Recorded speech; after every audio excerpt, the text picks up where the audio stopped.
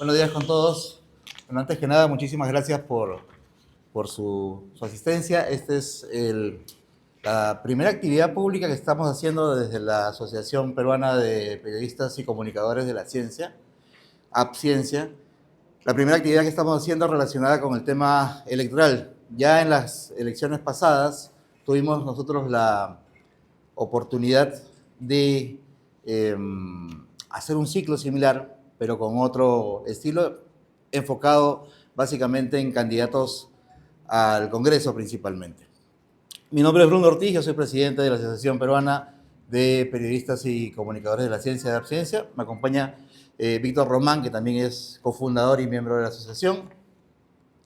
Y en este ciclo de paneles que hemos denominado la ciencia en los planes de gobierno, la idea es que podamos convocar a los distintos partidos para que nos puedan contar cuáles son sus planes con respecto a ciencia, tecnología, innovación, salud y medio ambiente, teniendo en cuenta que, como ya no estamos en un contexto de pandemia, lamentablemente, los temas de salud siempre se van a mantener, pero los de ciencia ya no son el eje de las propuestas. Entonces, como que ha pasado ni siquiera a un segundo plano, sino incluso hasta han desaparecido. Entonces, hemos hecho nosotros previamente un rápido análisis de los planes de gobierno y qué cosa es lo que los diferentes partidos que están compitiendo para estas elecciones ofrecen sobre estos temas. Y bueno, hemos cursado algunas invitaciones para que los partidos que tienen algo que contarnos con respecto a esto puedan participar en estos paneles. Esperamos con suerte hasta antes de las elecciones. Estamos empezando esta primera sesión con el Partido Morado. Nos acompañan en la mesa Mesías Guevara, Amasifuen, que es ingeniero electrónico, gestor público y político peruano con trayectoria profesional que combina tecnología, academia y gestión pública. Es graduado en Ingeniería Electrónica por la Universidad Ricardo Palma, tiene una maestría en Administración de Empresas y estudios avanzados en Administración por la Universidad de Sevilla y ha desarrollado carrera orientada a la modernización del Estado y la inclusión digital en el Perú. Ha sido congresista de la República entre el 2011 y 2016. Y además en el ámbito académico se ha desempeñado como docente universitario en diferentes instituciones públicas y privadas. Además ha sido gobernador regional de Cajamarca entre el 2019 y el 2022, promoviendo la transformación digital de la región, la mejora de servicios públicos mediante tecnologías de información, fortaleciendo procesos educativos de salud y competitividad económica con un enfoque en la innovación pública. También nos acompaña Benjamín Martí Corena, doctor en física por la Universidad de Grenoble, Francia, investigador en el Centro de Estudios Nucleares de Grenoble, caballero de la Legión de Honor de Francia, profesor de la Facultad de Ciencias de la Universidad Nacional de Ingeniería. Ha sido dos veces presidente del Consejo Nacional de Ciencia, Tecnología e Innovación, CONCITEC. Ha sido vicerrector de la Universidad Antonio Ruiz de Montoya, gerente académico de la Cooperación Latinoamericana de Redes Avanzadas, jefe de la Oficina de Evaluación de la Investigación y de la Oficina de Internacionalización de la Investigación de la Universidad Católica. Es consultor para organismos nacionales y externos en proyectos de energía, medio ambiente, educación, ciencia y tecnología, vicepresidente de la Comisión de Ciencia y Tecnología de la Organización de Estados Americanos entre el 2023 y 2024. Y también tenemos a Claudia Cisneros, que es periodista y comunicadora pública, especializada en divulgación científica y comunicación con enfoque social, fundadora de Sofimanía, el primer portal de divulgación de ciencia en el Perú y uno de los pioneros en la región, que llevó a más de 100.000 lectores mensuales y además de recibir varios premios nacionales.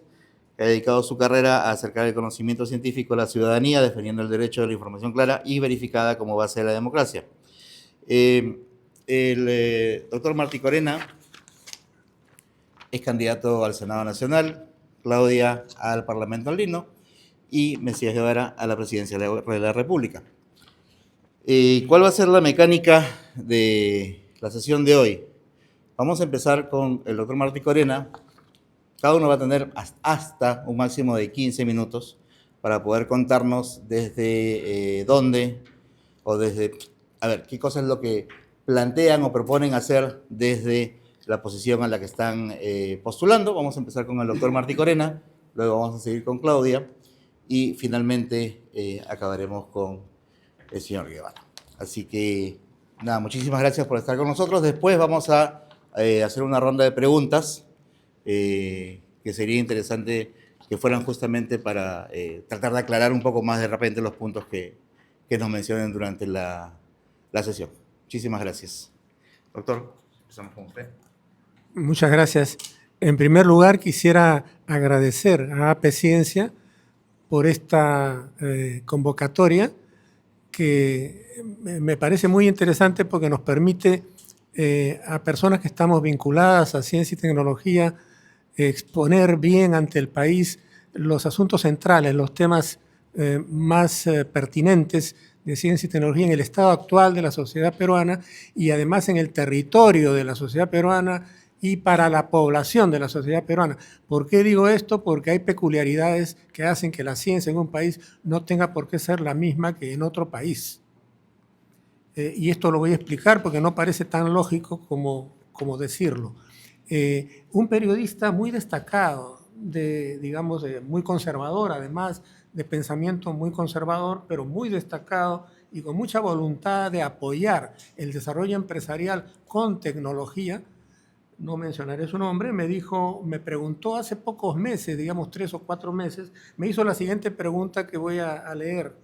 Me dijo, ¿está el Perú en camino de perder la oportunidad de encontrarse en una convergencia con los países industrializados, cuyos desarrollos tecnológicos avanzan exponencialmente, en tanto que nuestro país se limita a exportar minerales que con el tiempo serán sustituidos por otros materiales gracias a la investigación científica? Esa pregunta me pareció muy interesante, pero a la vez bastante poco bien elaborada. Y se lo dije, mi primera respuesta fue, esa no es la pregunta correcta. ¿Cuál es entonces la pregunta correcta? La pregunta correcta es, en este país, en el Perú, y con la gente que tenemos, con la idiosincrasia, con las culturas, con el territorio, con el clima, con el suelo, con los bosques que tenemos, con las montañas, con la agricultura, con la poca tierra que tenemos de cultivo, 3% nada más del territorio peruano es hábil para la agricultura en limpio, y con la poca agua que hay sobre el territorio peruano, no en la parte en que hay más población, solamente el 2.5% de todo el agua que llueve sobre el Perú cae sobre los Andes en el lado occidental, es decir, sobre el territorio, va a la cuenca del Océano Pacífico. Todo el resto, 97.5%, va al Atlántico y una parte menor a la cuenca del lago Titicaca. Entonces, la pregunta no es si vamos a igualar a los países desarrollados. Y por eso quería mencionar 4, y lo voy a hacer muy rápido porque no hay mucho tiempo, 4 consideraciones que son pertinentes para pensar una política de ciencia y tecnología para el Perú, que es lo que ha dado lugar a lo que en el plan de gobierno del Partido Morado está siendo expresado sobre este gran tema de ciencia y tecnología. Todos saben que ciencia y tecnología es algo fundamental para el desarrollo moderno. En todos los países, ciencia y tecnología es algo fundamental, ¿no? En Corea, como conversaba recientemente con Mesías, en Corea el primer ministro es a la vez el ministro de Ciencia y Tecnología, y su presupuesto es del orden de entre 3 y 4% del PBI. Es el país que más porcentaje de su PBI asigna a investigación científica y desarrollo tecnológico, a la innovación. Es un caso extremo, digamos, ¿no? Donde se ha prestado excelente atención a la inversión en ciencia y tecnología. El Perú es uno de los países menos favorecidos por su propio Estado en ciencia y tecnología. El presupuesto peruano para ciencia y tecnología es alrededor de el 0.12 a 0.13% del Producto Interno Bruto. Que eso representa la tercera parte del promedio de América Latina. Por ejemplo, la tercera parte del promedio chileno, ¿no? Un poco menos de la mitad del promedio colombiano, que tampoco asigna mucho, suficiente. Pero estamos debajo del promedio, muy por debajo del promedio. Y aunque en los últimos años se ha incrementado de una manera interesante el presupuesto para ciencia y tecnología, sin embargo seguimos estando en la cola de América Latina. O sea, quiere decir que no tenemos todavía una política bien centrada. Por eso, ¿en qué consiste la política? En realidad, en primer lugar, no hay ninguna razón para seguir el paso a los países industrializados, tal cual ellos están yendo. Hay algunos aspectos en que sí son una referencia fundamental. Algunos caminos hay que efectivamente imitarlos, no copiarlos, imitarlos, y en otros aspectos hay que seguir un camino absolutamente propio, sin mirar lo que ellos hicieron, porque ellos lo hicieron en otras circunstancias, para otro territorio, para otra población y con otros propósitos. Definitivamente los países industrializados no son países donde la población viva muy feliz, y al fin y al cabo toda política se hace para que la población viva mejor, muy feliz, lo mejor posible, que desarrolle sus capacidades, tanto materiales como emocionales, espirituales. Eso no se da, ¿no? Japón es uno de los países con mayor índice de suicidios del mundo, ¿no? Lo mismo pasa con Corea y con algunos países de Europa Oriental. Es terrible eso, ¿no? Entonces quiere decir que hay que buscar el camino propio, pero para buscar el camino propio hay que conocer el país que tenemos. Y el país que tenemos es un país muy complejo, donde está alrededor del 84% de todos los climas del mundo. Si ustedes viajan del Callao a Pucallpa van a encontrar todos los climas, 80% de los climas del Perú están en ese camino. O sea, yendo por tierra, manejando el auto despacio para ir viendo cada nicho ecológico, se da cuenta uno que está paseando por todo el mundo prácticamente. Eso es insólito. No hay países como el Perú, no hay muchos, hay muy pocos. Solamente el Perú está, por ejemplo, entre los 5 países con mayor diversidad biológica del mundo, ¿no? Entre los 5 de más de 200 países. Esa diversidad biológica está representada, por ejemplo, preferencialmente por los 6.800 especies vegetales de que dispone el país de manera exclusiva. No crecen en ningún otro país, son obstinadamente peruanas esas especies.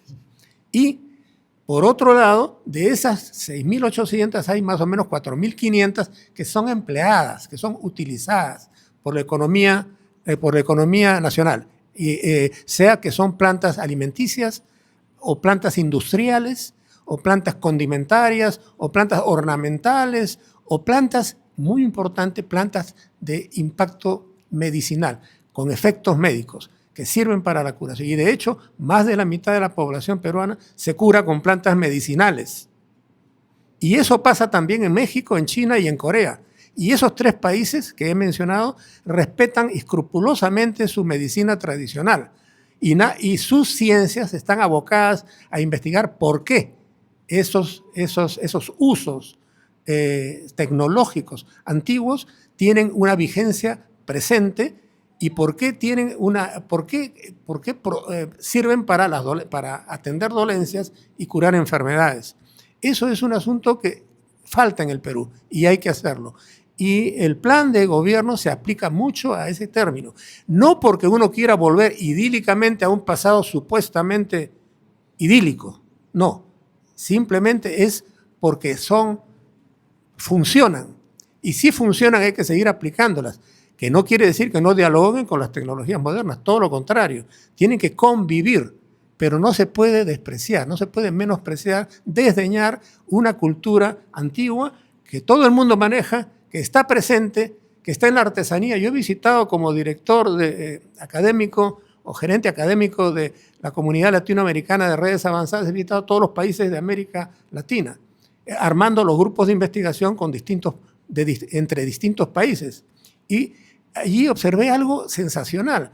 En todas las ciudades de América Latina, las tiendas de artesanías que se venden, que se comercializan, en todos los países de América Latina, la mitad son artesanías peruanas.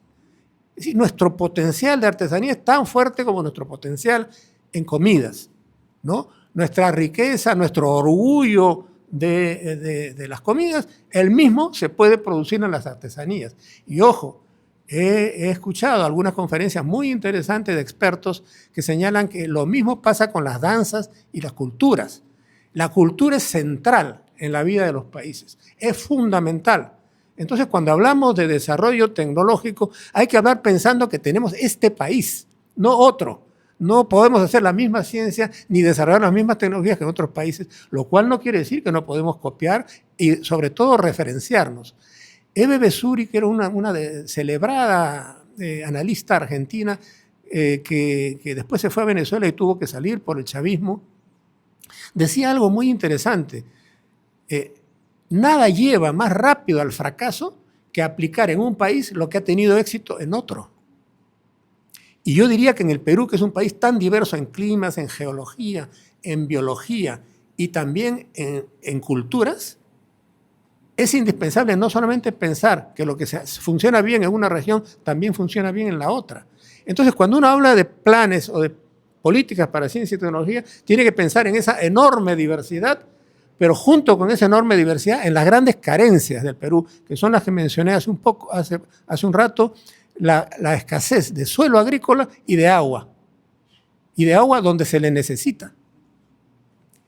Entonces, cuando uno gestiona el Perú, cuando uno hace proyectos para el Perú, sean proyectos grandes, proyectos viales, hidroenergéticos, agrarios, lo que sea, uno no puede dejar de pensar en qué país y en qué región estamos aplicando esa tecnología.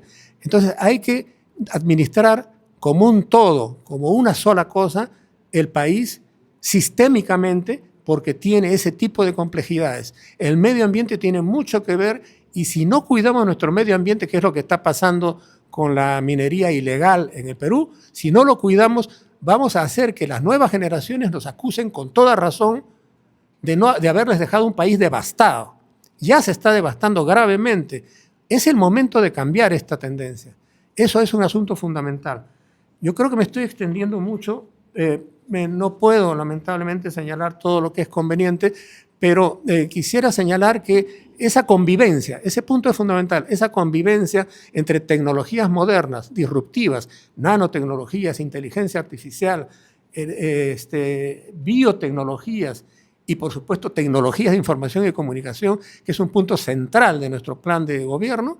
Quisiera que se entienda que eso también puede convivir y debe convivir en el Perú con las tecnologías y los conocimientos tradicionales, que tienen cientos de años y a veces más de cientos de años, donde están probadas su eficacia. Entonces tenemos que ver por qué son eficaces e incorporarlas rápidamente con el mayor respeto y también eso implica también una incorporación cultural del país. Nosotros tenemos un gran problema que no resuelto y es de que no hay interculturalidad suficiente en el país. No hay diálogo entre culturas siendo un país intercultural. Quisiera terminar con un aspecto que parece fundamental en el interés de todos los peruanos y es cuál es el marco institucional conveniente para la ciencia y la tecnología. En particular, referirme al hecho de la pregunta que va a surgir seguramente entre ustedes ¿es importante o no tener un Ministerio de Ciencia y Tecnología? Yo creo que sí es importante y tengo razones para creerlo que se las voy a comunicar, pero por otro lado también tiene graves riesgos si no lo hacemos bien. Entonces, esos riesgos, felizmente, también lo voy a decir, son superables. De manera que la idea de crear un Ministerio de Ciencia y Tecnología, el partido propone un Ministerio de Ciencia, Tecnología y Cultura. Esa idea es buena por varias razones. Miren, la primera es que el responsable, la autoridad de ciencia y tecnología estaría en el gabinete y podría interactuar una vez por semana por lo menos con el ministro de Economía, ¿no? Y con el ministro de la Producción y con el ministro de Energía y Minas, con todos los ministros, interactuar.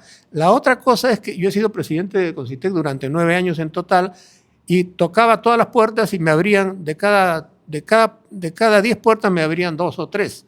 Y esos 2 que me abrían o 3 era para escucharme bondadosamente, pero no tenían realmente mayor interés porque no tenían en la cabeza qué es lo que hay que hacer con ciencia y tecnología. Entonces, esto cambia cuando uno tiene un ministerio, porque ya es par. Y el tercer aspecto, que no es menor, es de que casi todos los países de América Latina, los más grandes sobre todo, tienen ministerio de ciencia y tecnología, mientras que el Perú tiene un consejo. Entonces va el presidente de Ciencia y Tecnología a reunirse con ministros y claro, es una demostración que la institucionalidad está floja.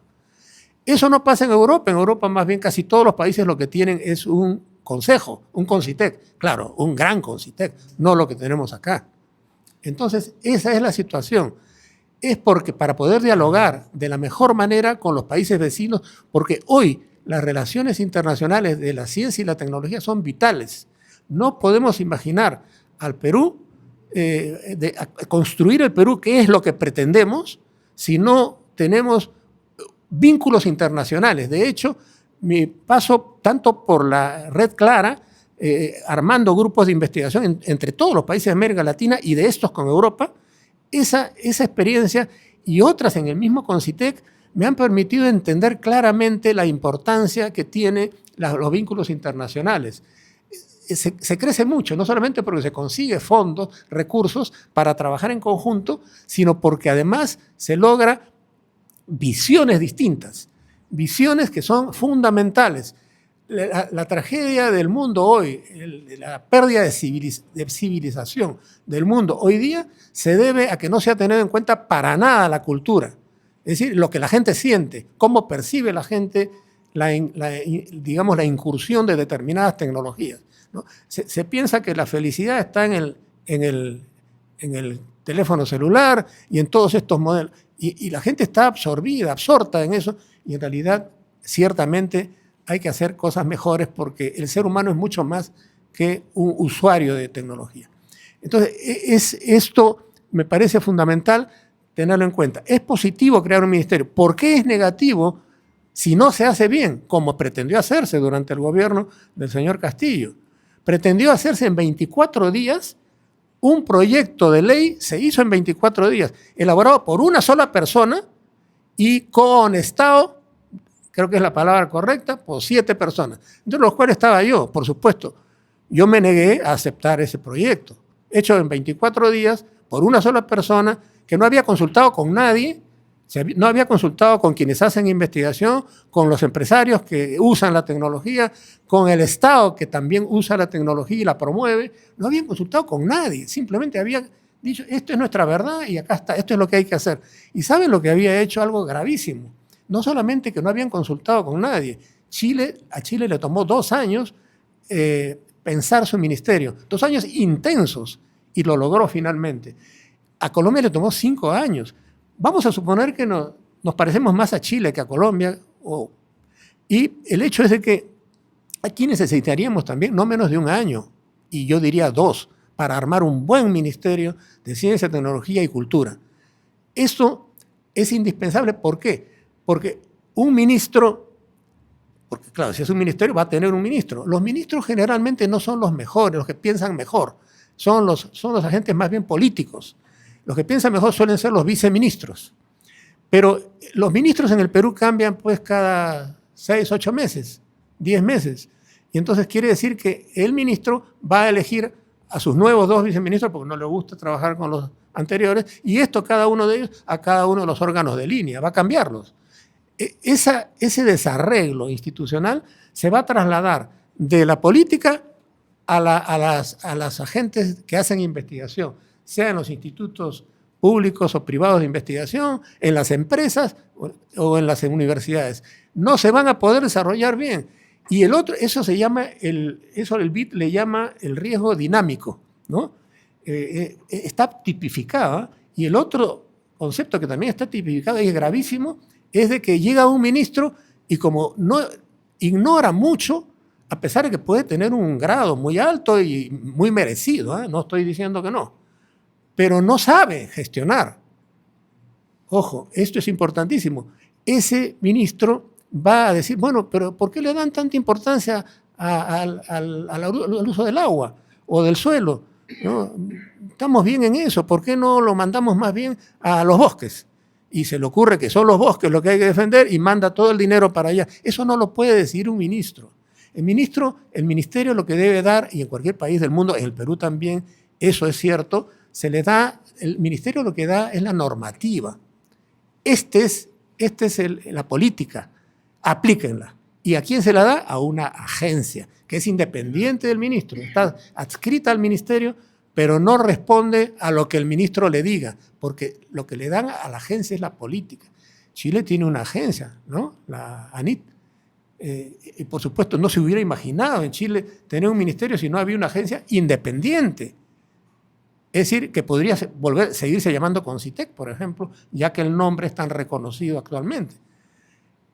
Colombia tiene 3 agencias, una para ciencia, una para tecnología y una para innovación. Uruguay tiene 3 agencias, Argentina tiene 2, etcétera, etcétera. La propuesta peruana no tenía ninguna agencia. Es decir, el ministro iba a decidir a dónde iba y como cada ministro decide dónde va, porque le parece otra cosa distinta de la anterior, todo eso iba a ser un desastre.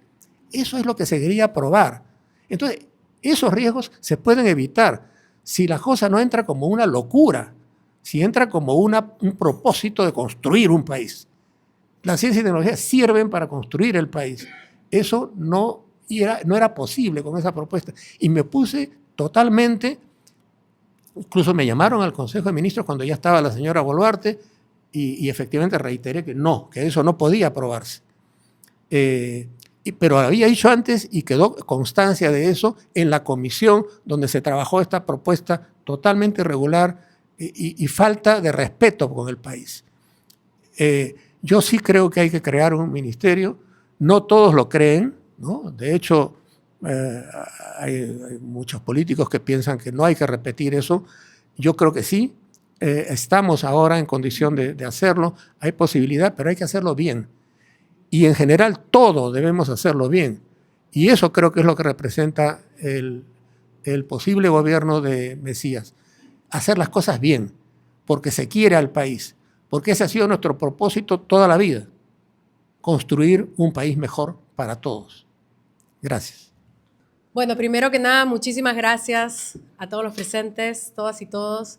Primero quiero hacer un disclaimer rapidito, porque yo también soy parte de la App Ciencia, de hecho desde la época de su fundación, pero me encuentro actualmente de licencia, como debe ser, para evitar cualquier tipo de compromiso o de contradicción. Bueno, y agradecer en principio a Bruno y a Víctor por habernos invitado a conversar de este tema tan importante, tan fundamental, como hemos estado aquí escuchando al maestro Martí Corena. La labor que realizamos, que hemos realizado, bueno, en mi caso que he realizado y que realizan ustedes como divulgadores de la ciencia, sabemos que es muy difícil. Cada vez hay menos espacios donde divulgar ciencia por temas comerciales, por temas políticos, por las crisis constantes que venimos sufriendo. Pero yo hoy como periodista de la ciencia, con el portal Sofimanía, en el que quizás no mucha gente me conoce porque yo estaba ahí como detrás de las cámaras, yo fui la fundadora y la directora por casi una década, pero como ciudadana preocupada por el país, quiero venir a decirles que el Partido Morado es quizás el único partido de los 30 y pico que tiene un candidato presidencial, no solamente que sabe de ciencia y de tecnología, sino que está completamente comprometido con ella. Tanto así que le da una importancia tal que una de las banderas de las propuestas del Partido Morado es la digitalización absoluta de todo el país. Y es algo que tampoco es que nace de la nada o que se nos ocurre lanzar porque suena bonito, modernicemos el Perú. No, ya también tiene experiencia en eso en la región Cajamarca, el ingeniero electrónico y el candidato presidencial Mesías Guevara. Y también es quizás uno de los pocos partidos que lleva gente de la trayectoria de un científico también comprometido como Benjamín Martí Corena, expresidente del Concitec. Entonces, yo creo que estamos frente a un partido que, si nos dan la posibilidad de ser gobierno, no les va a defraudar porque es gente preparada, gente honesta y gente ya con ideas muy claras de lo que se tiene que hacer, no estamos inventando nada. Para quienes no conocen un poquito de lo que yo hice en Sofimanía, quiero brevemente un video muy cortito, presentar un poquito de lo que fue.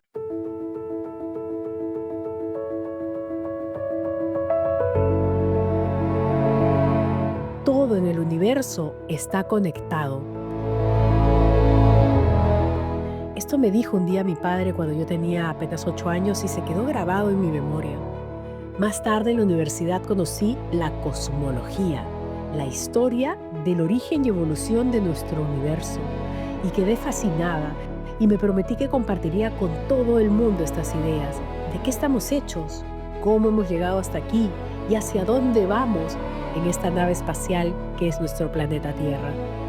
Y así nació Sofimanía, el 8 de septiembre de 2008, el primer portal en el Perú dedicado a noticias de ciencia, espacio, medio ambiente y tecnología, y uno de los pioneros en Latinoamérica. Llegamos a tener más de 100.000 lectores al mes. Todo ad honorem, todo por amor al conocimiento y por compartirlo. Porque en el Perú hablar de ciencia no es un lujo, es una necesidad. La ciencia está conectada a casi cualquier actividad que hacemos todos los días. Alimentos, salud, economía, nuestro futuro. Soy Claudia Cisneros. He dedicado mi carrera al periodismo y a la comunicación pública, convencida de que la ciencia es un vehículo para mejorar nuestras vidas. Una ciencia con rostro humano que dialogue con salud, educación, el ambiente y la igualdad, tanto como con los conocimientos ancestrales. Desde el Parlamento Andino voy a seguir defendiendo la ciencia al servicio del Perú y de la región, porque la ciencia construye futuro y ese futuro se defiende hoy.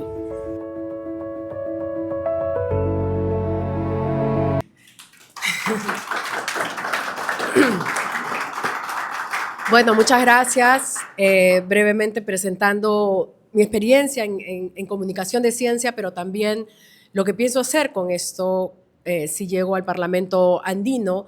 Y una de las preocupaciones principales justamente como comunicadora, como periodista, es que vivimos un momento crítico en nuestra democracia, no solamente por la crisis política, sino también por algo mucho más profundo y peligroso, que quizás es hasta invisible, ¿no es cierto?, pero eventualmente tiene mucho impacto, y que es el avance de la desinformación, de las fake news y de posturas, como vemos, cada vez más abiertamente anticiencia, que nos impactan y que realmente tienen incluso consecuencias hasta mortales, ¿no? La mentira a veces viaja más rápido que la evidencia porque se transmite con emoción, por más de que no hayan datos ahí rigurosos.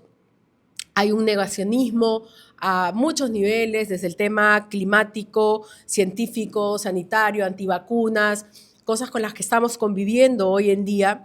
Y desde el Parlamento Andino yo quiero decir que tenemos muchas posibilidades de hacer cosas claves para apoyar, combatir la desinformación y más bien apoyar la difusión de la ciencia y la tecnología. Si bien es cierto que el Parlamento Andino no ejecuta, ¿no es cierto?, no legisla, no es vinculante, pero sí puede marcar agenda, sí puede generar estándares, sí puede presionar a los estados, y esa es la idea, de ir a trabajar para hacer todo eso. ¿Qué se puede hacer desde el Parlamento Andino? Bueno, en primer lugar, impulsar una agenda andina de alfabetización científica y digital, porque no basta con con tener redes sociales y saber usarlas, ¿no?, de manera, digamos, tecnológica. También hay que tener un conocimiento, una alfabetización de la información, ¿no? ¿A qué fuentes nos referimos? ¿Dónde buscamos nuestra información? Cómo la gente, los jóvenes, pueden aprender a distinguir qué cosa es evidencia y qué cosa es manipulación, qué cosa es información y qué cosa es propaganda. Y como digo, esto es especialmente urgente para jóvenes, docentes, comunicadores. Y en segundo lugar, promover marcos regionales contra la desinformación, especialmente aquellos que afectan la salud pública, el medio ambiente, los derechos humanos, porque como sabemos, las fake news no son inocuas, mataron gente durante la pandemia, niegan el cambio climático y terminan socavando las democracias y la confianza en la democracia. También desde el Parlamento Andino se pueden emitir recomendaciones, observatorios regionales, pronunciamientos conjuntos frente a todas estas amenazas que sufrimos todos los países, el globo entero en general. Entonces, en tercer lugar, defender la ciencia como un bien público impulsar la cooperación andina en investigación, intercambio de datos abiertos, redes de universidades y centros científicos, inversión en ciencia y tecnología con enfoque social, intercultural y de género, integrando, como dijo el maestro Martí Corena, los saberes tradicionales, ancestrales y su resocialización cultural para que dejen de ser vistos como menores. Cuarto, articular ciencias y políticas públicas, las decisiones sobre salud, educación, ambiente o tecnología que no se deben basar evidentemente ni en dogmas ni en creencias, sino en evidencia científica. Y desde el Parlamento andino podemos exigir que estas políticas regionales se sustenten en este conocimiento y no pues, en ideologías, ¿no?, anticientíficas.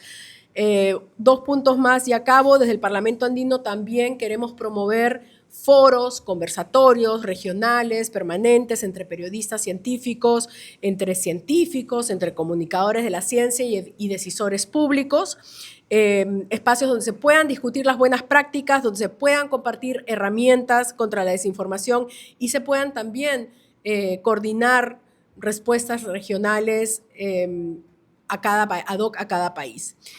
Finalmente, algo clave que es democratizar la ciencia. La ciencia pues no debe ser algo ni elitista ni distante. De hecho, cuando yo cofundé con Pablo Vázquez Sofimanía, esa fue la idea, es acercar la ciencia a la gente y el nombre, por si algunos se preguntan, Sofi de Sofía, conocimiento, sabiduría en el antiguo griego. Y lo que queríamos es eso, ¿no? La ciencia y la tecnología es interesante si la haces interesante y la haces llegar al público a que vea la utilidad y lo atractivo que es admirarse, realmente sorprenderse con todo lo que la ciencia y la tecnología va descubriendo y cómo va entendiendo el mundo, cómo va entendiendo nuestro universo, el cosmos y nuestro medio ambiente y nuestra salud, etcétera, etcétera. Entonces, eso, democratizar la ciencia, dialogar con territorios, con saberes locales, con nuestras realidades andinas, amazónicas, costeras y, por supuesto, sin caer en relativismos que niegan la evidencia. Así que desde el Parlamento andino tienen en mí una aliada permanente para cualquiera de esos temas o algún otro que se les pueda ocurrir en los que yo pueda ser útil y nuestro equipo en el Parlamento pueda ser útil. Cuenten con nosotros. Muchas gracias. Buenos días a todos. En primer lugar, mi más sincero y profundo agradecimiento por esta oportunidad que nos dan para hablar de un tema de mucha importancia para el desarrollo de nuestro país. Lo que han expresado tanto Benjamín como Claudia, yo me voy a permitir reducirlo en una ecuación o expresarlo en una ecuación. Nosotros tenemos que tener en cuenta que la ciencia, la tecnología y la innovación tienen un profundo impacto. No solo en la economía, no solo en el tema relacionado de las diversas actividades productivas, económicas y culturales y sociales, sino en el día a día de nuestras personas, de nuestros ciudadanos. Y es en ese sentido que permítanme resumir lo que acaban de decir tanto Claudia como Benjamín en una ecuación. La ecuación CTI más TIC igual a D. ¿Qué significa eso? Significa que en la variable de CTI, ciencia, tecnología e innovación, nosotros vamos a tener la posibilidad de generar conocimiento. Pero el conocimiento no puede ser un stock. El conocimiento es un flujo, es algo dinámico que se transfiere. Pero para que se pueda transferir ese conocimiento generado en la ciencia, la tecnología y en la innovación tiene que ser transferido. Y para esa transferencia se requiere una variable que es la tecnología, información y comunicación. Si nosotros vemos CTI más TIC, ¿cuál es el objetivo? Porque ahora estamos hablando de puros medios. El objetivo es generar desarrollo. Lo que hemos estado en los últimos 20 años, desde cuando se retomó la democracia en nuestro país y ha habido un crecimiento por diversos factores, como el tema del crecimiento de los minerales, solamente hemos generado crecimiento, pero no hemos generado desarrollo.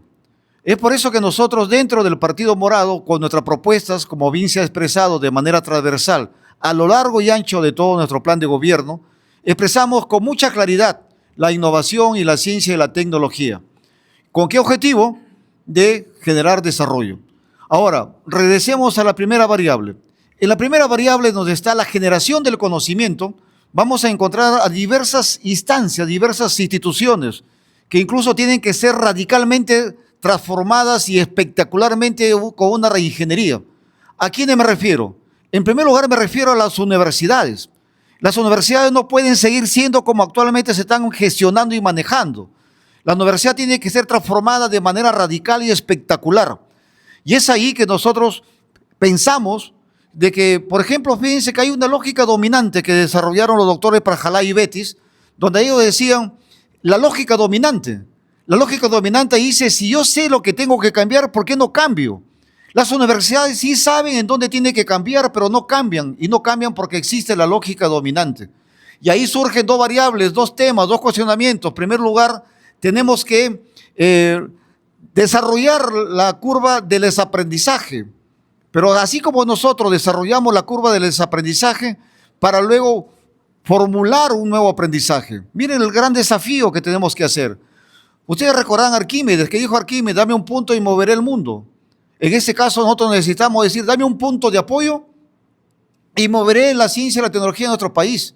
Y ese punto de apoyo que de manera simétrica lo hacemos con Arquímedes, sin lugar a dudas, es la universidad. Pero además de la universidad tenemos que desarrollar todo un paquete de desarrollo, por ejemplo, la política de patentes. Es urgente que nosotros tengamos una política de patentes para poder de esa manera consolidar la ciencia y la tecnología. Y no, además de eso, dentro de las universidades tenemos que fomentar lo que son las incubadoras de empresas y asimismo las aceleradoras de empresas. De tal manera que de esas incubadoras y de esas aceleradoras y con esos fondos semillas, nosotros tenemos que lograr lo que significa las empresas de base tecnológica. En la Universidad de la UCLA, allá en Los Ángeles, Irwin Yoffe, un gran profesor universitario, desarrolló el código del CDMA, que al año ganaba $20 millones solamente en regalías. Entonces hay un camino que incluso no solamente serviría para generar desarrollo para nuestro país, sino también para dignificar el trabajo de nuestros investigadores, es decir, un paso más allá de lo que actualmente estamos dando. Política de patentes, también nosotros planteamos lo que es el tema relacionado de los sistemas regionales de innovación.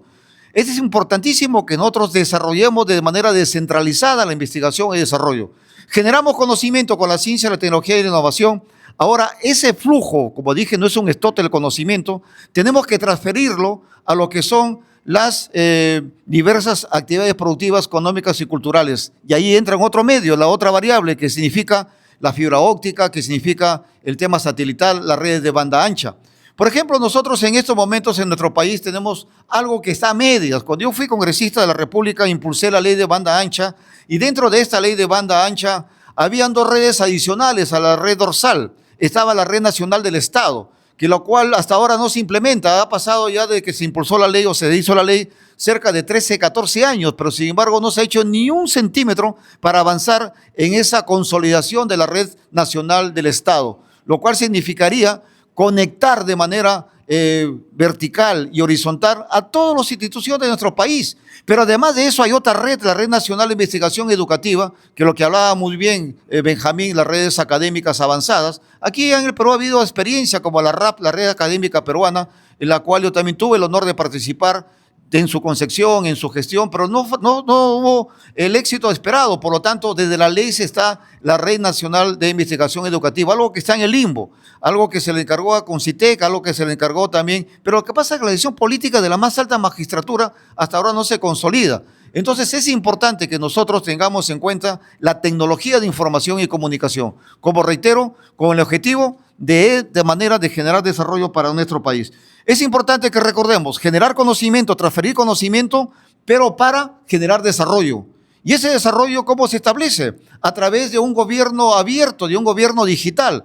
Y ahí nosotros con mucha claridad hacemos todo lo que acabamos de mencionar en digitalizar el Estado.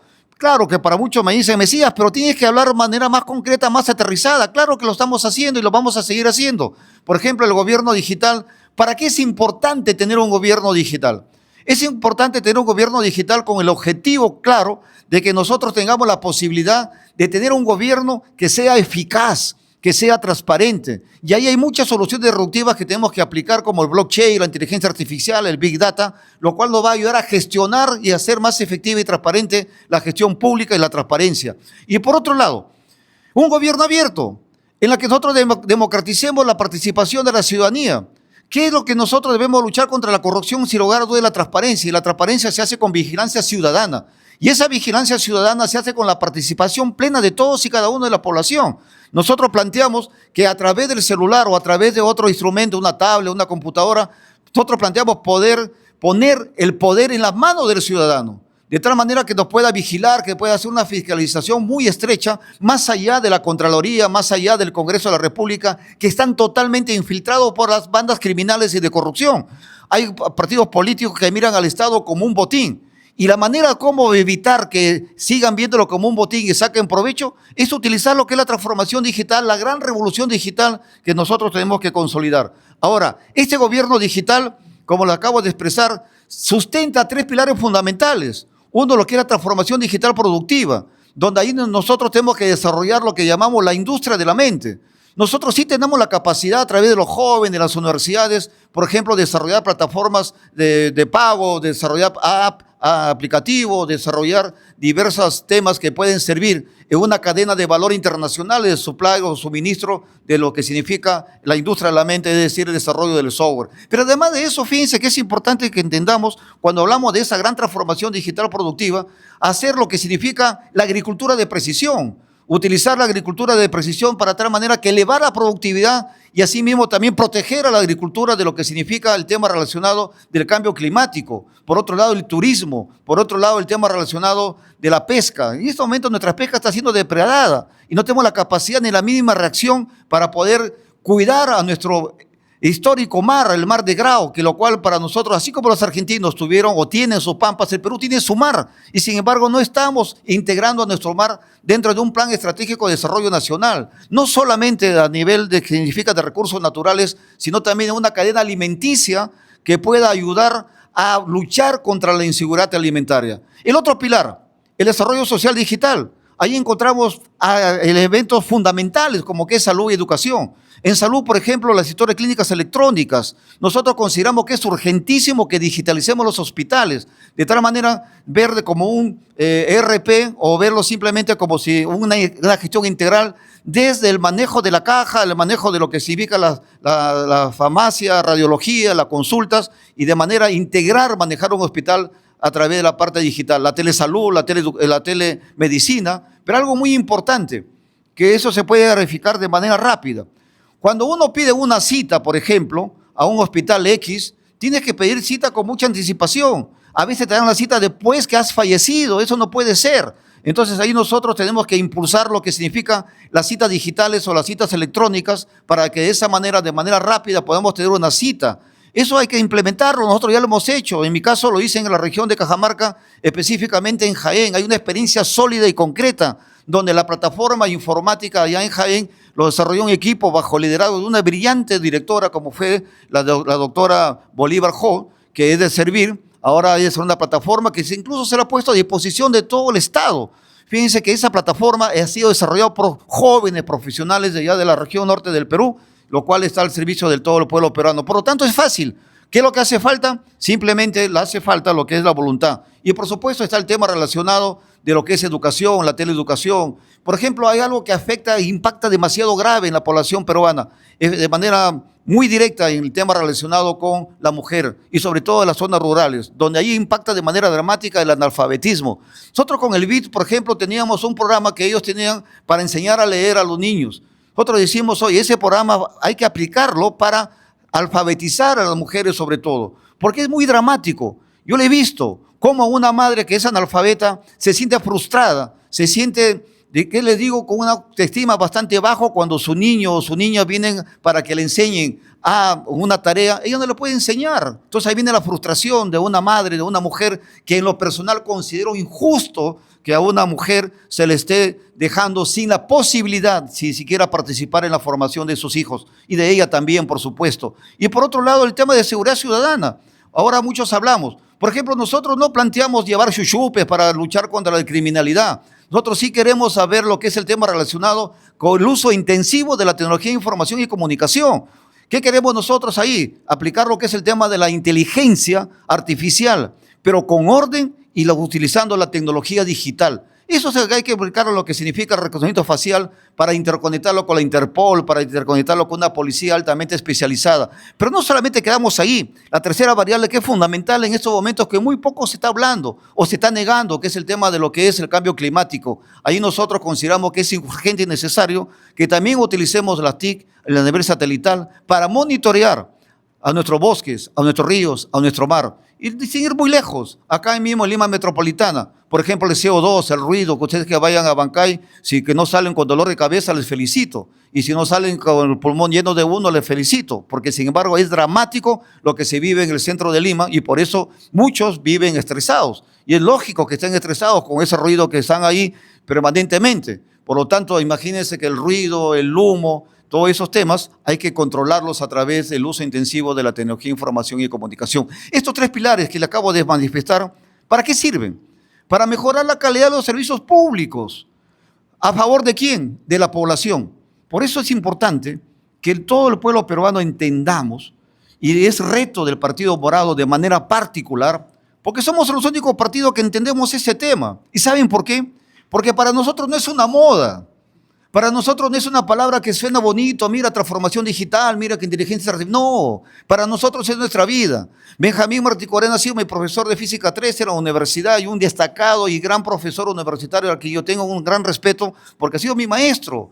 Y por otro lado, yo también vengo del mundo digital. Yo he sido gerente de Lucent Technologies, del laboratorio BETLAS, donde surgieron 9 premios Nobel en física. Por eso cuando yo fui congresista, impulsé la ley de banda ancha, impulsé la ley de telefonía competencia móvil, la ley de telesalud. Ustedes recuerdan que cada vez que suena su aparatito para cuando hay un desastre, esa ley también la impulsé yo. Y disculpen que le moleste cada vez que ustedes estén durmiendo, pero esa ley también lo hice yo. ¿Por qué? Porque es para salvaguardar el tema relacionado. Claro que hay temas que no se están aplicando muy bien. También impulsé la ley de parques científicos y tecnológicos, también impulsé la ley del tema satelital, pero no lo entienden. Pero así no lo entiendan, sobre todo la clase política, es importante que nosotros sigamos haciendo nuestro trabajo. Yo les quiero agradecer, para cerrar esa parte de mi participación, quiero decirles que todo esto se engloba en algo muy importante. Nosotros nos quejamos que estamos en un modelo de desarrollo, un modelo económico primario exportador de servicios. ¿Saben cuál debe ser el gran salto cuántico? De irnos a consolidar la economía del conocimiento.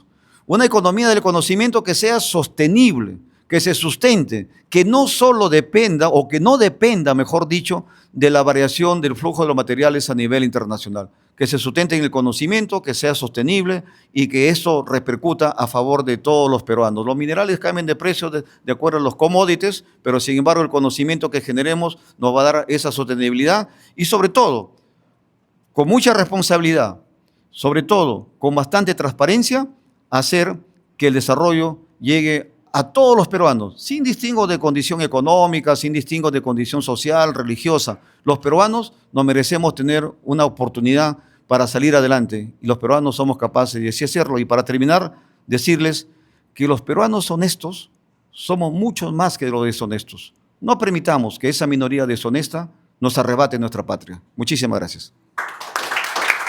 Vamos a pasar a continuación con una serie de preguntas, que me quieren hacer algunas preguntas. Yo quisiera empezar con una. Menciona el doctor Martí Corena, mencionó el tema de la creación de un ministerio de ciencia, y el señor Guevara puso mucho énfasis al tema de las TICs, que es un tema que conoce y que ha promovido las veces que ha podido cuando ha sido autoridad. La primera parte de la pregunta es, ¿por qué no pensar en un Ministerio de la Ciencia y la Tecnología? Teniendo en cuenta, por ejemplo, en Colombia es un ministerio dedicado solamente a las TICs, al tema digital, más que a la ciencia. La ciencia creo que todavía la mantienen como una agencia, como un consejo. Pero si en el Partido Morado tienen tanto interés por el tema de ciencia y tanto interés por el tema de tecnología como herramienta para aplicar todo lo que quieren aplicar, ¿por qué no pensar en un gran Ministerio de Ciencia y Tecnología? Esa es la primera parte. Y la segunda parte, aunque suene esto bonito, el tema de la creación de ministerios siempre es muy complejo, sobre todo encontrar el apoyo entre el resto de las autoridades. ¿Cómo, si es que lo tienen planteado, cómo piensan manejar esto?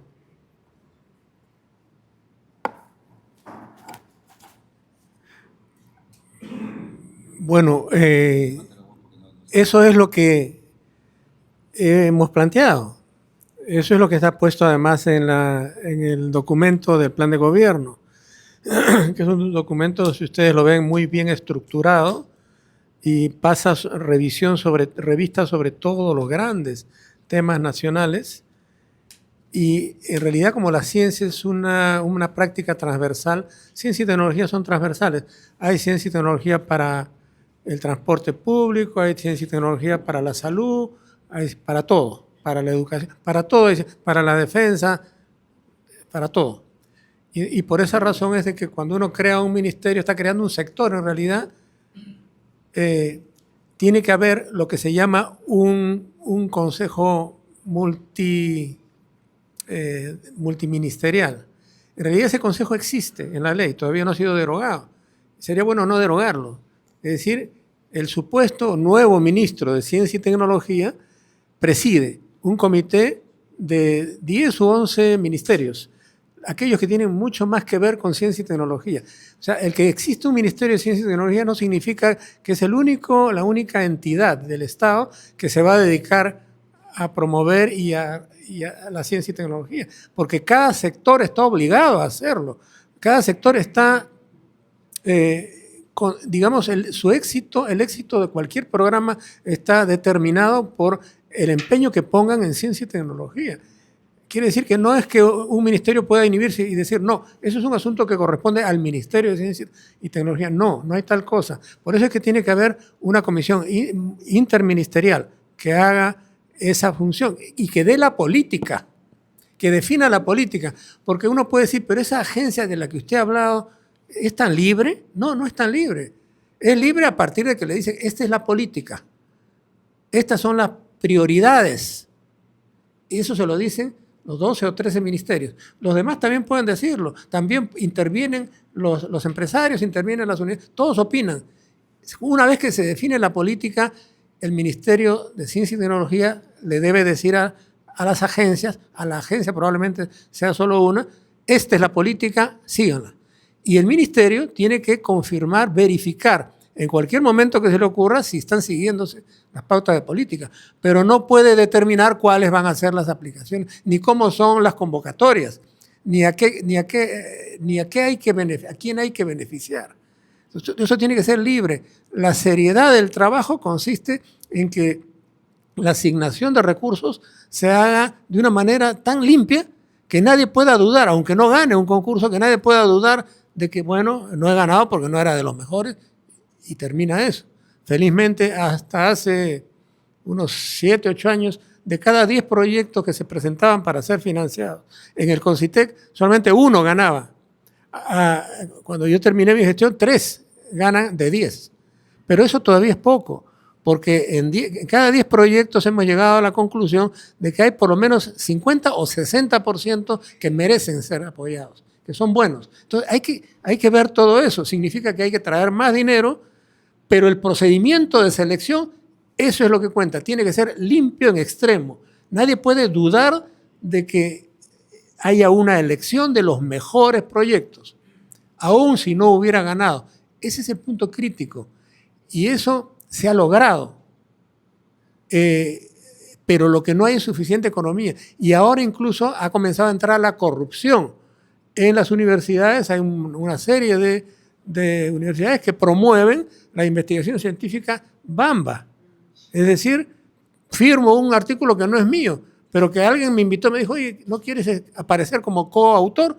Ah, claro, por supuesto, claro, ¿cómo no le va a convenir? Pero eso es un acto de corrupción. El único país de América Latina donde eso no ha aparecido es Uruguay. Todos los demás hay gravísimos problemas y en el Perú eso ha crecido precisamente a raíz del gobierno de la señora Boluarte. Antes no existía tampoco, bueno, no es que no existiera, pero era una cosa muy limitada.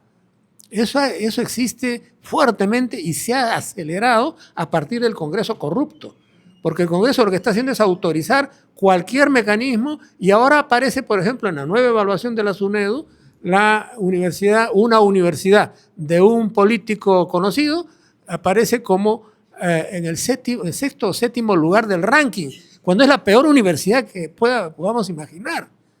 Es decir, ¿qué SUNEDU es esa? Estamos en realidad afectados por la corrupción y una de las formas más decisivas, una de las tecnologías más decisivas es efectivamente la tecnología digital, que nos permite controlar centralizadamente y además territorialmente todos los actos y además hacer que la población participe en las denuncias. Por supuesto, eso es una cosa de cuidado, necesita mucha legislación, pero todos deben participar en las posibles. Hay mucha gente que sabe, no hay ningún acto de corrupción que esté reducido al grupo corruptor, al grupo de corruptos. Hay personas alrededor que saben de eso, pero que no dicen nada, porque tienen temor. Hay que darles los mecanismos para decirlo. Y por supuesto, no hacer caso a cualquier denuncia, porque a veces también puede haber una intención malsana, ¿verdad?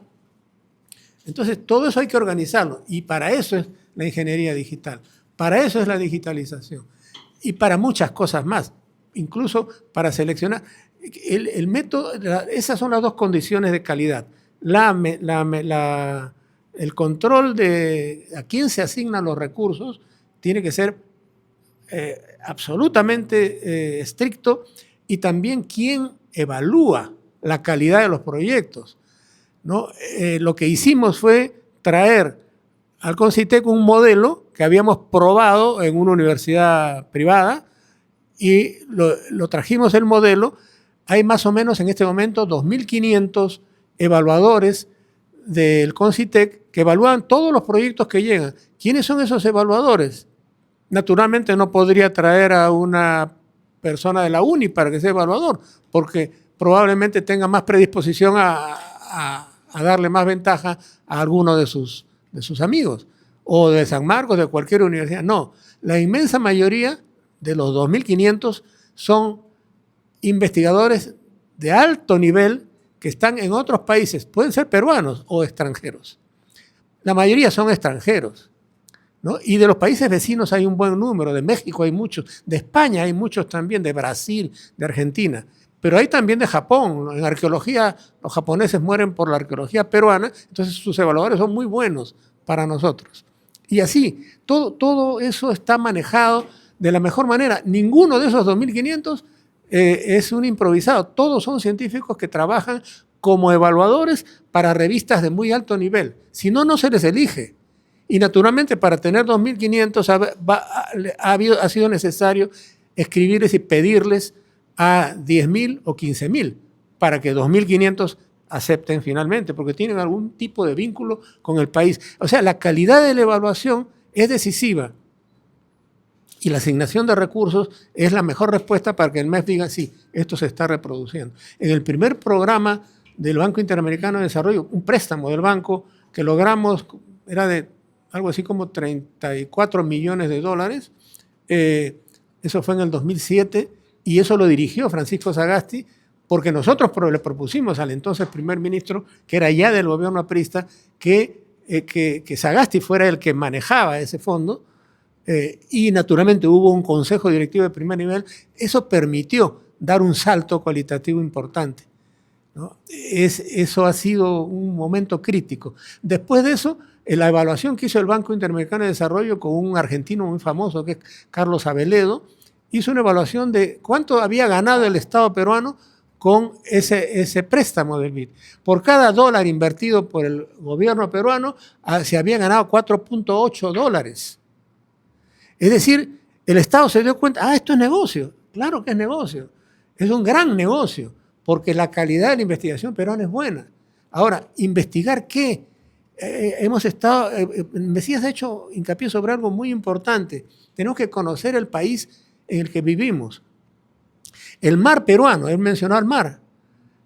Juan Tarazona, el científico sanmarquino que lamentablemente ha muerto muy joven, un gran científico, biólogo marino, decía de que del Perú, del mar peruano, solo conocemos el 10% de lo que contiene.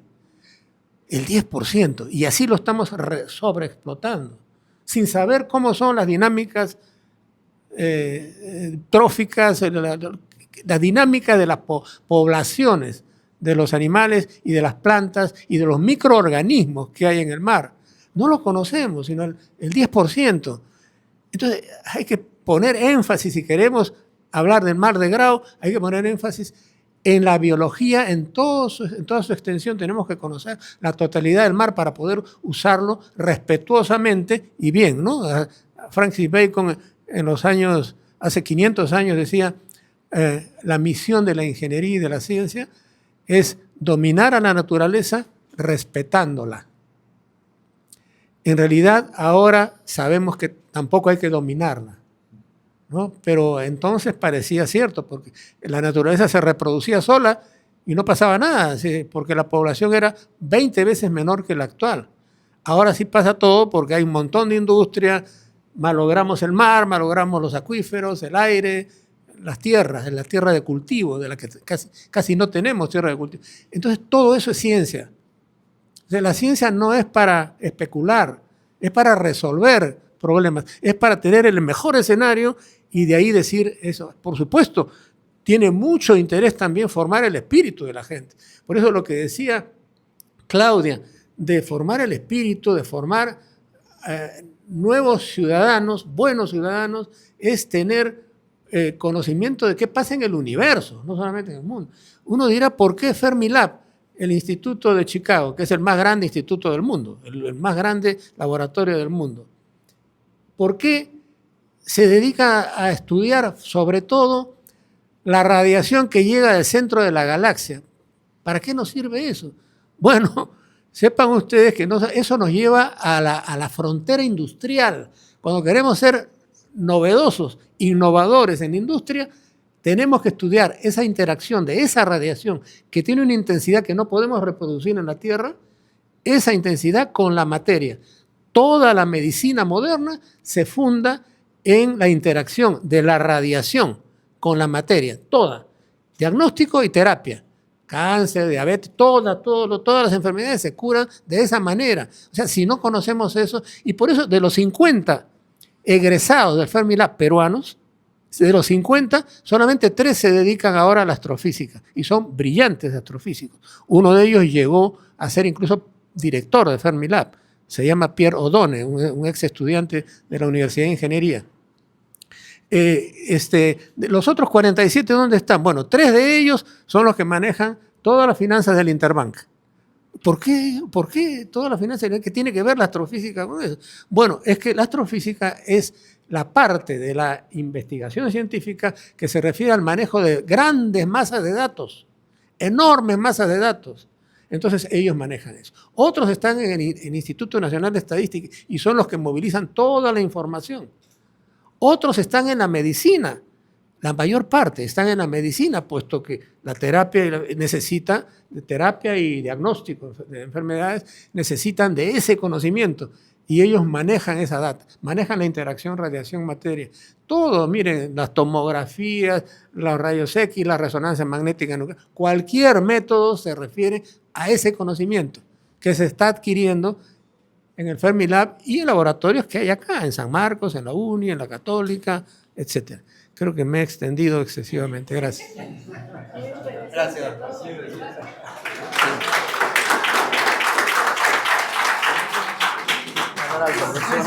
Le apunté, ¿cuál es la posición del partido si llega a ser gobierno con respecto a Proinnovate y Prociencia? Porque, por ejemplo, ¿no? Si bien es cierto, los que hemos trabajado muchos años utilizando los fondos de Proinnovate y en algunos casos Prociencia, vemos que hay todavía un divorcio, ¿no?, del norte que persiguen sobre las líneas de investigación prioritarias para el país, y además considerando que uno está más vinculado al Ministerio de Producción y las necesidades, diríamos, de urgencia de los sistemas de producción del país, y el otro todavía no reconoce, especialmente con CITEC, la diferencia entre hacer políticas para la ciencia, que es generación de conocimiento, versus tecnologías que son herramientas en realidad que derivan de la ciencia, ¿no? Lo digo porque en San Marcos, justamente, por ejemplo, Juan Tarazona, trabajábamos con él ciencia pura de la parte de hidrobiología y biología marina. Pero en algún momento necesitamos de tecnologías que nacían de otro grupo de investigación y que normalmente tenía más facilidad para adquirir conocimiento porque la tecnología se aprecia más rápido que la ciencia. Y estando yo en Corea muchos años, ellos se preocupaban porque se habían ido demasiado la tecnología y no tenían ningún Nobel, si se dan cuenta, Corea. Y desarrollaron Daewoo, Hyundai, Kia, pero no tenían conocimiento de base y todo dependía del conocimiento de Estados Unidos o de universidades británicas y norteamericanas, ¿no? Entonces, ¿cómo hacer para que Proinnovate y los fondos del Concitec, o sea, Prociencia, puedan integrarse capaz con ese ministerio? ¿Qué han pensado en ese sentido? Interesante la pregunta y la reflexión. Hay una palabra clave que todos debemos de tener en cuenta, que es el tema de la institucionalidad. Algo que en nuestro país, incluso de manera recurrente en los últimos años, ha ido demoliéndose, se ha ido rompiendo esa institucionalidad. Y esa institucionalidad a nosotros nos lleva precisamente a gestionar los recursos de manera adecuada. Como bien lo expresas, Proinnovate está dentro del Ministerio de Producción y luego Prociencia está en Concitec, lo cual ahí, sin lugar a dudas, hay una visión, yo diría que cada quien en su camino, las ciencias duras, las ciencias fácticas, y por otro lado también está el tema relacionado de la aplicación directa. Y ahí creo yo que falta formar ese ecosistema de ciencia y tecnología en la que no solamente esté, por ejemplo, esté Proinnovate, como bien lo expresas, esté también la otra parte de Prociencia, pero también hay otras instituciones que no le estamos pasando por alto, que son las famosas IPIs, que son los Institutos Públicos de Investigación, llámese INICTEL, llámese el tema relacionado de INIA, de IMARPE, que tienen una gran, digamos, responsabilidad en el manejo de la investigación pública. Por eso, incluso el mismo Instituto Nacional de Salud, que incluso debería de formarse a nivel regional. Por ejemplo, ¿cuál es la importancia de este Instituto Nacional de Salud? Por ejemplo, lo que ellos hacen, lo que es la inteligencia sanitaria, algo que, por ejemplo, las enfermedades epidemiológicas, con lo cual tiene que sectorizarse de acuerdo a los territorios nacionales. Por ejemplo, fíjate que en el tema relacionado del norte y oriente, nororiente sobre todo, que es muy impactado por el dengue. Ya sabemos que el dengue sale siempre, sale la Zika, sale la chikungunya, es decir, todas estas enfermedades. Y sin embargo, la pregunta es, ¿dónde está la inteligencia sanitaria? La epidemiología, es algo que es fundamental. Por eso tu observación es muy buena. Y ahí otra vez vuelvo en mi caso a decir que tenemos que transformar a la universidad también. O sea que la universidad, por ejemplo, el tema académico, hoy existen vicerrectorados de investigación, vicerrectorados administrativos, pero la pregunta es, ¿qué están haciendo los vicerrectorados de investigación? Si están focalizándose directamente. Y ahí fíjate que hay mucho presupuesto que están manejando ahí también. Tú sabes que en las universidades públicas y privadas, sobre todo las que son sin fines de lucro, se manejan dos tipos de horas, las horas lectivas y las horas no lectivas. Y las horas no lectivas supuestamente deben ser utilizadas para la parte administrativa y para la parte de investigación, pero al final no se maneja de esa manera porque nadie los controla, porque al final la manejan de manera, ¿qué te digo?, por interés, sobre todo por los profesores principales, ya sabes para qué, para elegir al jefe de departamento, elegir al decano, al rector. Por lo tanto, tu pregunta es muy buena, entonces todos esos recursos hay que seguir viendo cómo se hace que los fondos internacionales, como muy bien lo ha expresado Benjamín, a partir de recién después del siglo XXI, recién ya hemos empezado a captar fondos internacionales, porque antes se veía, y hay un paradigma que dice que la ciencia y la tecnología no es importante para algunos, pero sin embargo sí es importante porque te hace que generes tú una autonomía, una independencia, y sobre todo promueve la inteligencia peruana, el talento, y eso es algo que nosotros debemos de consolidar. Sí, hay ordenamiento que falta. Por ejemplo, para mí, lo personal y el partido, consideramos que el responsable de la ciencia y la tecnología tiene que tener un asiento en la presidencia del Consejo de Ministros, porque es de manera transversal, igual que el presidente de CEPLAN también tienen que tener. O sea que dos presidentes tienen que estar en la presidencia del Consejo de Ministros, el presidente de CEPLAN y el presidente del Consejo de Ministros, para de esa manera articular, porque ambos son transversales, y manejar de manera clara conceptos que unen a los dos, que es el tema de la prospectiva, y algo que es muy fundamental para sacar adelante a nuestro país. Y coincido contigo que tiene que ver con el uso adecuado de los recursos. Gracias por la pregunta.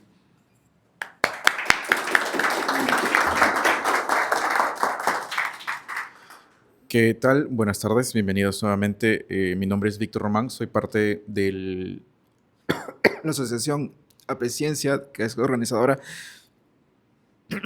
Y mi pregunta va por un problema que enfrentamos muchos en este sector. Hay muchas cosas por hacer, hay capital humano para hacerlo, pero no hay capital económico, financiero. ¿De dónde va a salir el dinero de todos estos proyectos y todas estas ideas que están planteando? Sí, efectivamente, en el Perú, como reitero, si algo nosotros debemos sentirnos orgullosos, es que hay un gran talento humano. Eso, por favor, que nadie nos baje la autoestima cuando digan que no hay. Sí hay. Yo he sido profesor universitario en la Escuela de Posgrado de San Marcos, en la carrera de Ingeniería Electrónica, y les comento que ahí, por ejemplo, cuando era profesor, constituimos el modelo que se llama operador móvil virtual y el operador de infraestructura móvil rural, que luego lo hicimos ley y que ahora ha expandido las telecomunicaciones a las zonas rurales. Entonces, sí hay talento. Ahora, recursos, ahí viene la otra palabra, que es hay que ordenar. Fíjate que nosotros decimos que no vamos a aumentar impuestos, pero lo que sí vamos a hacer es buscar un ordenamiento de lo que significa las exoneraciones tributarias. Ahí tenemos que hacer un control estricto para evitar un ordenamiento, que aquellas actividades que ya están maduras, ese recurso hay que pasarlo a lo que es el tema relacionado con lo que es la parte del fomento de la ciencia y la tecnología y la mejora de servicios públicos. Y por otro lado también hay otros recursos, por ejemplo, fíjate que la economía criminales, que en estos momentos, llámese la minería ilegal, está generando 22.000 millones de soles al año que se pierde. Entonces nosotros planteamos que hay que establecer un Estado fuerte, hay que hacer que ese dinero no se pierda y también utilizarlo para el desarrollo de la ciencia y la tecnología.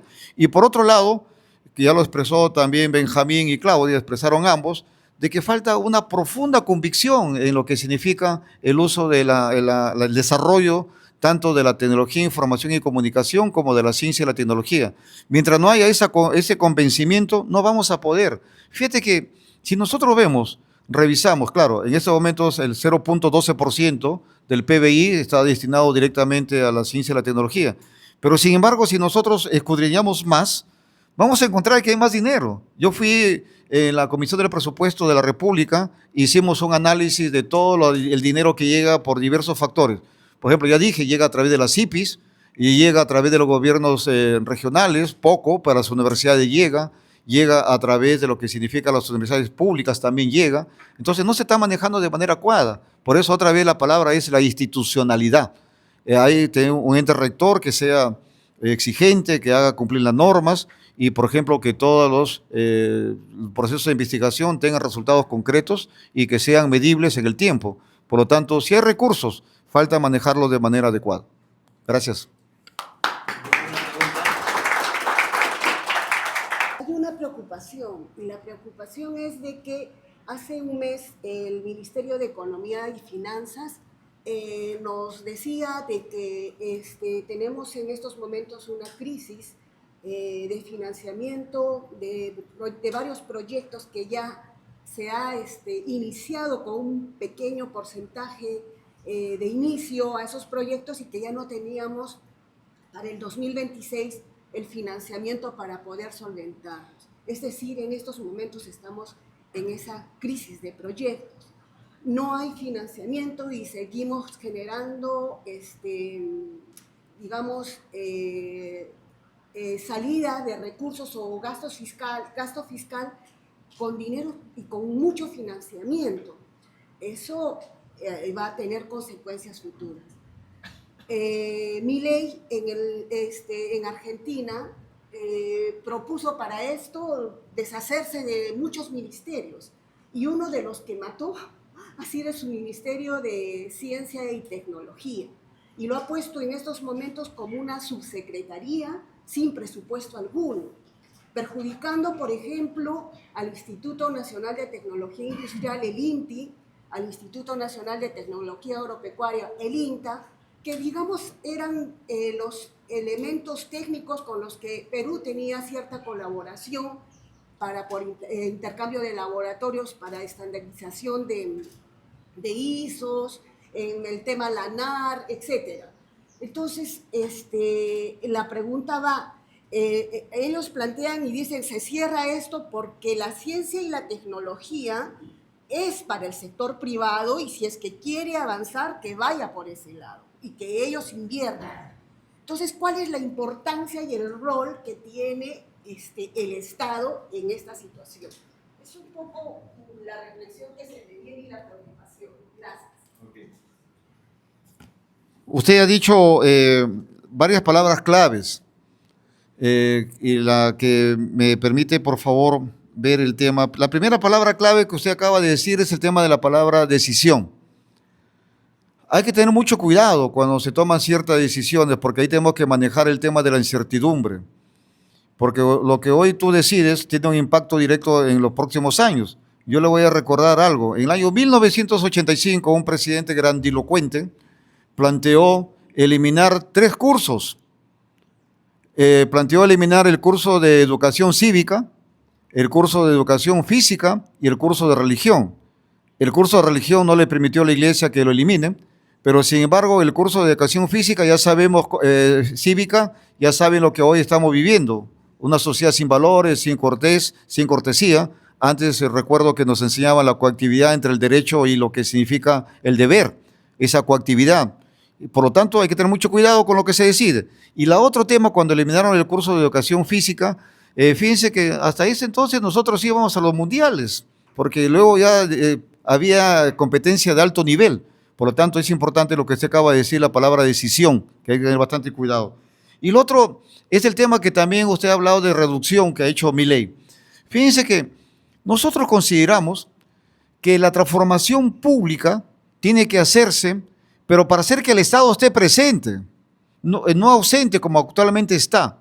Por lo tanto, el Estado, a través del gobierno, porque recordemos que el Estado tiene 3 componentes, el gobierno del Estado, tiene que fomentar lo que es la ciencia y la tecnología, a través de lo que son la formación desde los colegios, a través, por ejemplo, de FinCit, que existe ahí también en ciencia y tecnología, y por supuesto el tema relacionado a lo que significa los institutos superiores tecnológicos y las universidades. Nosotros sí apostamos, somos creyentes, somos firmes decisores, creyentes, tenemos la convicción de que tenemos que seguir apoyando a la ciencia y la tecnología. Y nosotros consideramos no cometer los errores que otros están cometiendo, porque al final, Argentina, con lo que usted acaba de expresar, esperemos 5 a 10 años y vamos a ver el impacto de esa decisión que ha tomado Milei. Va a ser catastrófico, dramática, para un país que incluso ha tenido premios Nobel en ciencia y en literatura también. Sobre todo, entonces, hay que tener mucho cuidado en lo que se decide. Nosotros sí consideramos que tenemos que tomar la decisión de manera reflexionada, de manera reflexiva, para consolidar la ciencia y la tecnología, y téngalo usted por hecho que nosotros sí lo tenemos en la ADN, lo tenemos en la piel, el tema del fomento de la innovación también. Gracias por su pregunta.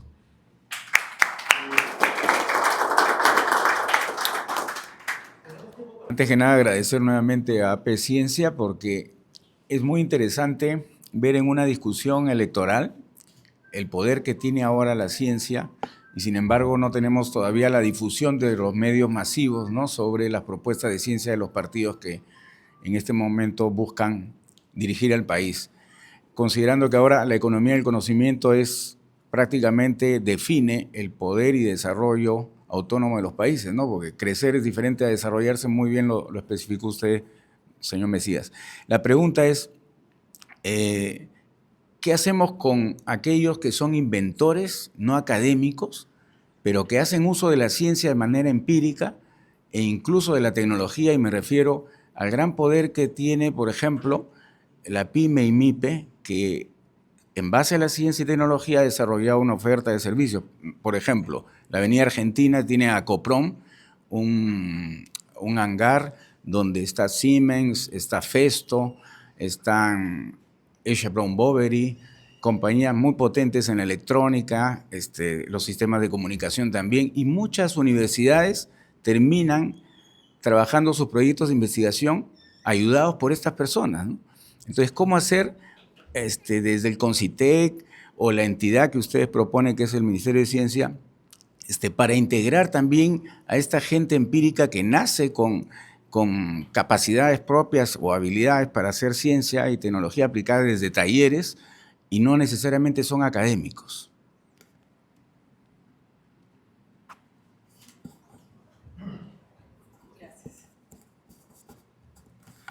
Gracias. Esa es una buena reflexión también, en el sentido que, como dije hace un instante, en el Perú hay mucho talento. Y hay tanto talento que no se está visibilizado. Si comento una anécdota, por favor, permíteme comentárteles a través tuyo para todos. Cuando yo era congresista, se acercaron un grupo de jóvenes. En ese entonces no estaba tan desarrollados los visores virtuales, de lo que es la realidad virtual. Y llegaron con algo que ellos mismos habían hecho, incluso con el celular, pero de manera con cartón. Entonces me fueron, me enseñaron, mírame, porque yo era miembro de la Comisión de Ciencia y Tecnología también, miembro titular. Y es ahí cuando me puse el visor, me quedé sumamente sorprendido porque yo me metía dentro de un esqueleto de un dinosaurio que lo miraba así de la manera virtual. Y otra cosa más, luego me pusieron Machu Picchu y ya estaba como si estuviera dentro de Machu Picchu. En ese entonces todavía estaba en sus pininos de la realidad virtual y la realidad, ni siquiera hablábamos de aumentada, pero sí hablamos de la realidad virtual. Y al final le digo, oye, una curiosidad, ¿en qué universidad han estudiado? Yo pensé que me iba a decir las universidades tradicionales que ya conocemos. No, Mesías, no hemos ido a la universidad. Bueno. ¿Y a qué instituto superior tecnológico han ido? Yo pensé que iban a hablar otra vez a tradicionales, de José Pardo, Senátil. No, Mesías, nada. Pero dígame, ¿dónde han ido? ¿Dónde han estudiado? No, hemos ido en Wilson. Hemos ido en Wilson y ahí hemos desarrollado todo y la verdad que me quedé sorprendido. Después conocí a otro joven que incluso lo han llevado hasta la NASA, que se ha desarrollado su botón de pánico, que siempre converso con él porque en ese entonces ya no era, tendría 17 años, ahora ya tiene ya 20 y tantos años, y él es un joven brillante que tampoco ha ido a la universidad. Entonces ahí nosotros planteamos que debemos de formar los centros de alta excelencia para aquellos que no han ido a la universidad. Hay que capturar, hay que fomentar, y para eso también hay que buscar los fondos necesarios a través de lo que acabo de decir hace un instante, esos centros de excelencia. Fíjate que además, si hacemos un parangón a nivel mundial con la historia, vamos a encontrar, por ejemplo, a Tomás Alva Edison, que no tenía la formación universitaria, además le dejaron, oye, ¿sabes qué? Tú no rindes para estudiar, no vayas ni a la escuela. Pero ¿qué decía Tomás Alva Edison? Decía 99% de transpiración y 1% de inspiración. Entonces, todos esos temas que hay que ir cambiando, hay que ir viéndolo, y por supuesto nosotros me das a pie a otro análisis. Gracias por tu pregunta, que hablaste de una palabra clave, que son las MIPES. Fíjate que nosotros en nuestro plan de gobierno planteamos que se haga efectiva la ley. La ley dice que el gobierno tiene que comprarle en las compras públicas el 40% a las MIPES. Y las MIPES, ya sean textiles, ya sean madera, ya sean agricultura, ganadería, quesos, ¿qué te digo? Enlatados, todos esos temas.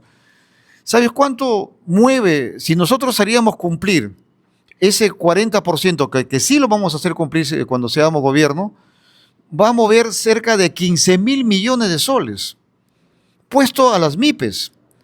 Y de esos 15.000 millones de soles, se va a generar 1 millón de empleos dignos. Entonces, eso es lo que nosotros planteamos. Por eso nosotros hemos hecho un plan de gobierno, por supuesto no de ahora, sino de mucho tiempo atrás, con un equipo de muy alta especialización, que de manera seria y responsable nos hemos dedicado, por supuesto yo mi parte, Benjamín su parte, Claudio su parte, para ello otro, que lo han tenido la visión, lucidez, para hacer incluso a veces bastante ya muy elaborado, con una metodología casi científica, por eso ha sido catalogado como el mejor plan de gobierno de todos los partidos políticos por Videnza. Pero más allá de eso, nosotros sí nos hemos comprometido y todas las cosas que tú gentilmente y generosamente nos estás preguntando y darnos la oportunidad de explicarle a toda la ciudadanía que nos están viendo y escuchando, de que nosotros sí apostamos por las mentes más lúcidas del Perú. El Perú tiene talento y ese talento hay que, en el buen sentido de palabra, aprovecharlo, pero previamente apoyarlo. Gracias.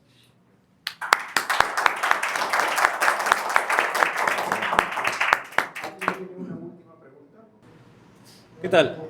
Mi nombre es Vladimir. Mire, yo soy de Ate y ustedes conocen que el alcalde de Ate, que está, no sé si alguno lo conoce, Vidal, que allá la gente mucho lo quiere, ¿no? Lo aprecia. Pero más que todo yo veo que aparte de sus buenas acciones que hace, ¿sabes cómo la gente llega a él? O bueno, lo que hace él. Hay una palabra que describe el republicanismo, o bueno, una frase le dice rendición de cuentas. A la gente, cuando él hace sus obras, aparte, no, mira, él sale y dice, mira, acá está mi trabajo. Y esa rendición de cuentas es lo que a la gente le gusta oír. Porque yo creo que el Partido Morado tiene todo. Tiene un buen historial, buena gente, buen plan de gobierno. Pero a la gente, ¿cómo le llegas? Si tú le explicas todo, a veces la gente no va a entender. A veces con una simple palabra le puedes decir, vamos a hacer bien y siempre te vamos a rendir cuentas. ¿Por qué? Porque eso es lo que ellos quieren. En qué haces y qué trabajas y lo que vas a hacer. Y esa creo que es una simple pequeña palabra para que tengan más confianza. No simplemente para darle todo, porque a veces la gente no lo va a entender. Simple. Siempre te rendiré cuentas para llegar a ellos.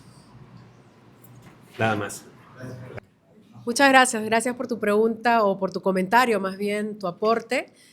Solamente decir que el Partido Morado tiene al candidato que es probadamente honesto, ya ha estado en el poder, él ha sido gobernador de Cajamarca y es probablemente el único exgobernador en el Perú que no tiene ninguna denuncia por corrupción, que no tiene ningún proceso abierto, que no tiene ningún anticucho.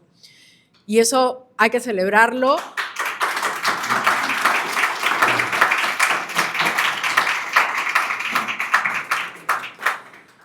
Porque desgraciadamente debería ser la normalidad en el Perú. Sabemos todos que no lo es. Estamos capturados en este momento por un gobierno y un Congreso en un pacto que nos está llevando a un abismo del cual tenemos una pequeña ventana muy pequeñita este 12 de abril de sacar al país y de rescatarlo. ¿Cómo? Votando por gente probadamente honesta. No por los que dicen, ¿no? Como el colega aquí ha aportado bien. No solamente es decir, ¿quién tiene una hoja de vida que ya prueba que ha sido honesto estando en el poder? No solamente que ha sido honesto estando en el poder, sino que también ha hecho obra. Ha dejado la digitalización en Cajamarca, que ha ayudado a que los servicios mejoren, por ejemplo, en el ámbito de la salud. Entonces, respondiendo a tu pregunta sobre el rendir cuentas, yo creo que lo podemos dar por sentado con el candidato Mesías y en verdad con todo el equipo morado. Yo he dedicado mi vida a la carrera periodística, siempre con un norte ético, igual en el activismo, anticorrupción, ética, y si yo estoy hoy en día invitada y acepté estar en el Partido Morado es porque vi eso, vi gente, como ustedes han escuchado hoy día, completamente, no solamente preparada, no son improvisados, gente comprometida con servir al país, que es lo que tenemos que recuperar también hoy en día. Así que yo termino diciendo eso, ¿no? Les pido, peruanas, peruanos, que miren bien por quién van a votar este 12 de abril, porque nos estamos jugando la vida. O votamos por la gente que ya sabemos que es honesta, que está preparada, que está comprometida y que le va a hacer bien a nuestro país y nos va a ayudar a rescatarlo, o les damos 5 años más a ese pacto mafioso y nos seguimos hundiendo. Y no sé si vamos a poder volver a salir. Entonces, confíen en nosotros. Nosotros tenemos un equipo realmente A1, no solamente en preparación, sino en compromiso y en ética. Muchas gracias.